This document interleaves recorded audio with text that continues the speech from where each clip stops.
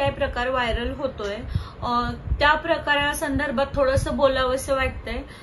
कारण 27 तारखेला माझ्यासोबत जो पण काही प्रकार घडला होता तो सोशल मीडियाचा होता। सोशल मीडियावर मला खूप घाण कमेंट आल्या होत्या आणि त्या कमेंट विषयी मी FRI रजिस्टर करायला जेव्हा नरे पोलीस स्टेशनला गेले होते, नरे पोलीस स्टेशन मधनं त्या FRI ची टाळाटाळ करून माझ्या हातात फक्त एक NC दिली आणि त्या NC मध्ये त्यांनी एवढं गांभीर्याने तो उल्लेख केला नव्हता जो पण माझ्यासोबत झाला होता। त्यानंतर 28 तारखेला मी त्याचा जाब विचारायला अधिकाऱ्यांना तिथं गेले की साहेब ह्या विरोधात आपण कंप्लेंट रजिस्टर करून घ्यायची आहे की नाही घ्यायची। साहेबांनी मला विचारलं प्रकार काय झालाय। जेव्हा मी साहेबांना हे सगळं सांगितलं की हा प्रकार असा असा घडलेला आहे, साहेब स्वतः मला म्हटले हा खूप गंभीर गुन्हा आहे आणि काल आमच्याकडनं थोडीशी बाय मिस्टेक झाली, त्यामुळे मी सांगतो तुमची तक्रार दाखल करून घ्यायला।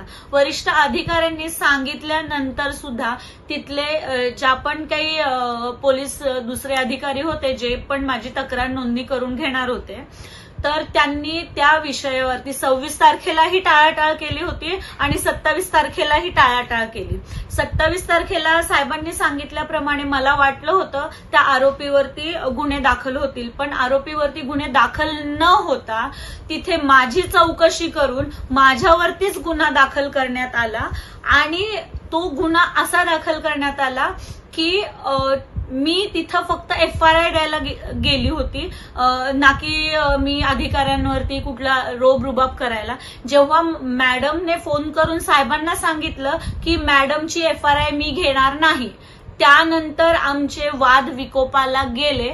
हो, पण मला हे माहित नव्हतं हा वाद इतका विकोपाला जाणार आहे, पण मला तिथं शिवीगाळ करण्यात आली। माझी FRI तिथं घेण्यास डायरेक्ट त्यांनी अपोज केलं की मी FRI लिहून घेणार नाही आणि त्याच्यानंतर माझ्यावरती त्यांनी कंप्लेंट रजिस्टर केली। ती पण का केली?